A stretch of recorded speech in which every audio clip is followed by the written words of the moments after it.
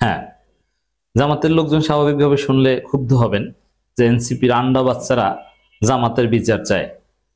কি 24-এর গণহত্যাকারীদের সাথে 71-এর গণহত্যাকারীদেরও বিচার চাই। এখন 71-এর গণহত্যাকারী কারা এটা নিয়ে নানান কথা বলা যায়।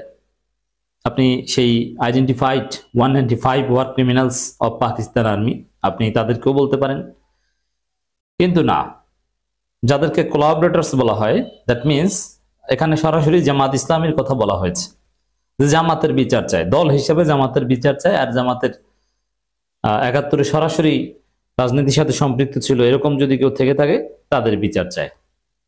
নাসিরউদ্দিন পাটোয়ারি বলেছেন 71-এ গণহত্যাকারীদেরও বিচার চাই।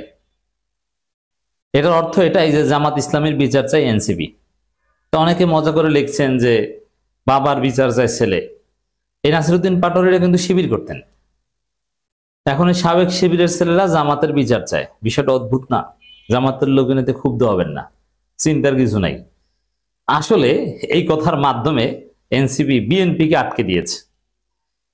বিএনপি বিরাট ফাঁদে পড়েছে, বিএনপিকে বিরাট ফাঁদে আটকে ফেলেছে এনসিপি। এনসিপির জালে বিএনপি আটকা। দেখেন 71 রাজাকার অমুক তমুক এগুলো 24-এ পরাজিত হয়েছে। দ্যাট মিনস হাসিনা রাজাকার বলে আমৃত্যু কারাদণ্ডের শিকার হয়েছে। আপনি চিন্তা করেছেন কাউকে রাজাকার বলে গালি দেওয়া, যে রাজাকার না তাকে রাজাকার বলে গালি দেওয়ার পরিণাম কি? আর বাংলাদেশের মানুষ এইসব রাজাকার ট্যাবলেট 71 ট্যাবলেট খায় না। প্রমাণ এখন জামাত ইসলামের তুমুল জনপ্রিয়তা, বিশেষ করে সেই চেতনার বাতিঘর ঢাকা বিশ্ববিদ্যালয় শিবিরের বিজয় প্রমাণ করে যে ওইসব 71 ব্যবসা ট্যাবসা মানুষ খায় না। মানুষ চায় ভালো মানুষ, সৎ লোক, সৎ নেতৃত্ব। মানুষ চায় উন্নয়ন, ভালো থাকা, ভালো খাওয়া, সুচিকিৎসা, একটা উন্নত জীবন দরকার। আপনি 71 দিয়ে আপনি ধুয়ে পানি খাবেন, 71-এর অজিফার মতো জিকির করলো আপনার 2 টাকার উপকার হবে, তা আপনি এগুলো দিয়ে কি করবেন? ফালতু। 71 তো সবাই মেনে নিয়েছে, 71 নিয়ে তো কোনো একতলাফই নেই, 71 কোনো প্রসঙ্গই না, বিষয়ই না। পাকিস্তানের সাথে মার্জ হওয়ার বা আবার রিইউনাইটেড হওয়ার কোনো সম্ভাবনাই নাই। যে 2 জার্মানি একত্রিত হয়েছিল ওরকম আবার বাংলাদেশ পাকিস্তান একত্রিত, এরকম মিনিমাম সম্ভাবনা নাই। কিন্তু 71 এখানে প্রাসঙ্গিকই না। তারপরও চেতনা ব্যবসা করে। ওই চেতনা ব্যবসা বাংলাদেশে চলে না, এটা তো এস্টাবলিশড। অতএব এই নাসিরউদ্দিন পাটোয়ারিরা যতই জামাতের বিচার চাক বা এগুলো যে আসলে সম্ভব না বা এর কোনো ভিত্তি নাই, বা বর্তমান জামাত যে সবাই 71-এর পরবর্তী প্রজন্ম, এটা দিবালোকের না স্পষ্ট। অতএব জামাতের বিচার চাওয়া না চাওয়ার কোনো ফায়দা নেই। কিন্তু এর ফায়দাটা কি? ফায়দাটা হচ্ছে বিএনপির হাতে হারিকেন ধরিয়ে দেয়া। কেমন বিষয়টা? বিএনপি জামাতকে রাজাকার বলে, বিএনপি জামাতকে স্বাধীনতা বিরোধী বলে, গণহত্যা সহযোগী বলে, অমুক তমুক বলে। এখন বিএনপির এই যে ব্যবসা, ওইটাকেই একদম খেয়ে দিয়েছেন, ফাঁদে আটকে দিয়েছে এনসিপি। কি এখন এনসিপি বলবে তোমরা জামাতকে রাজাকার বলো, তাহলে তোমরা জামাতের গাড়িতে পতাকা তুলে দিয়েছিল কেন? তোমরা জামাতের সাথে জোট করেছিলে কেন? দীর্ঘদিন জোট ছিল, তখন রাজাকার ছিল না, এখন রাজাকার হয়ে গেছে। সাথে থাকলে সঙ্গী, দূরে থাকলে জঙ্গি। এইসব ধান্দাবাজি কোথায় পেয়েছো? এইটা মূলত বিএনপিকে আটকে দেয়া। জামাতের এখানে এনসিপি খেলবে আরো ভালোভাবে, মানে বিএনপি যত মোড়াবে তত পোড়াবে। বিএনপি যদি বেশি স্বাধীনতার পক্ষের সাজতে চায় তাহলে এনসিপি সাজবে ডাবল। এনসিপি বলবে আমরাই হচ্ছে একমাত্র 71-এর পক্ষে, 24-এর পক্ষে। বিএনপি 71-এর পক্ষেও না, 24-এর পক্ষেও না। দলিল, বিএনপি তো জামাতকে গালি দাও, তোমাদের গালি অনুযায়ী বললাম তোমরা জামাতকে মন্ত্রী বানিয়েছো, জামাতের নেতাদের সে রাজাকার মন্ত্রীদের গাড়িতে পতাকা তুলে দিয়েছো, এই করেছো সেই করেছো। তো এখানে ধরাটা তো খায় বিএনপি। আর এনসিপির ছেলেরা জামাতের বিরুদ্ধে কিছু বললে এতে আলাদা কোনো প্রভাব পড়বে না। আর ওরা তো একসময় শিবির করতো। তাহলে এনসিপির যে বক্তব্য 71-এর অমুক বিচার চাই, তমুক বিচার চাই, এইসব ন্যারেটিভের মাধ্যমে মূলত বিএনপির ন্যারেটিভ খেয়ে দেওয়া হবে।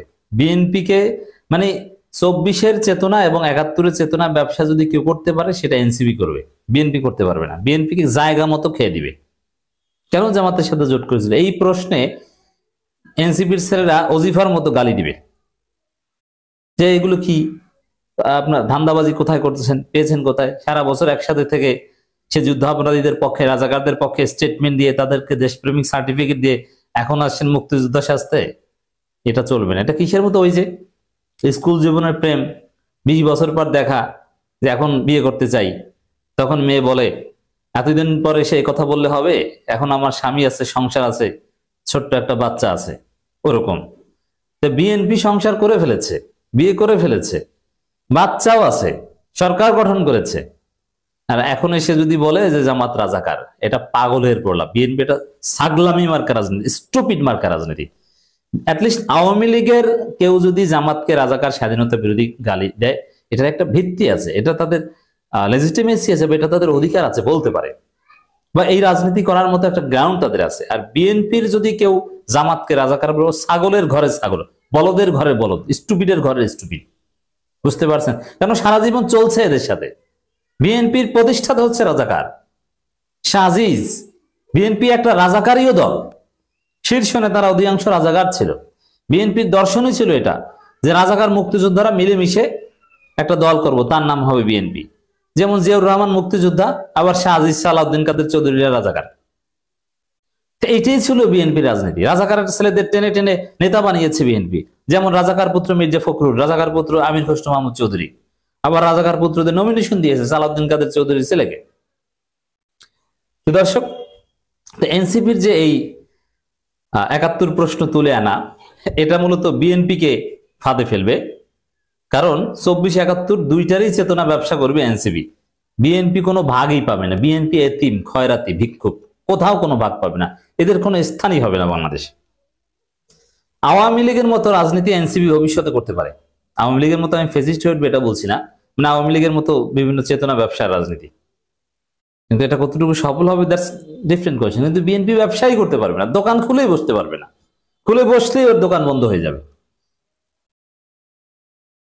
২৪-এর পাশাপাশি ৭১ গণহত্যারও বিচার চাইলেন জাতীয় নাগরিক পার্টির মুখ্য সমন্বয়ক নাসিরউদ্দিন পাটোয়ারি। এটা জামাতকে ইঙ্গিত করে বলেছেন। আর জামাতের সাথে জোট করে নাই, বিএনপির সাথে জোট করে নাই এ কারণেই যে দুই দলের বিরুদ্ধেই বলবেন। তবে এখানে জামাতের বিরুদ্ধে বললে, জামাতের ভোট ব্যাংক ৭১ প্রশ্নে না, ২৪ প্রশ্নে না। জামাতের ভোট ব্যাংক ইসলাম প্রশ্নে, জামাতের ভোট ব্যাংক সততার প্রশ্নে, দক্ষতার প্রশ্নে। অতএব আর বিএনপির চিন্তা হচ্ছে ওই মুক্তিযুদ্ধের ব্যবসা করে ফজু পাগলাদের মাঠে নামিয়ে যে ২-৪টা ভোট পাই। অতএব নাসিরউদ্দিন পাটোয়ারিদের এই প্রচারণা এটা জামাতের সাথে প্রাসঙ্গিক না। কারণ জামাত যারা পছন্দ করে, সাপোজ আমি দাঁড়িপাল্লায় ভোট দিব, ৭১ প্রশ্নে আমি দাঁড়িপাল্লাকে ভোট দিব না, ইসলাম প্রশ্নে দাঁড়িপাল্লাকে সমর্থন করি। নাসিরউদ্দিন পাটোয়ারি বলেন প্রশাসনকে হুমকি দিয়ে একটি দলের দিকে নেওয়ার চেষ্টা করা, এই সমালোচনা এটা করবে। এটা বিএনপির কেউ যদি বলতো তাহলে জামাতের লোকজন ঝাঁপিয়ে পড়তো, এটাই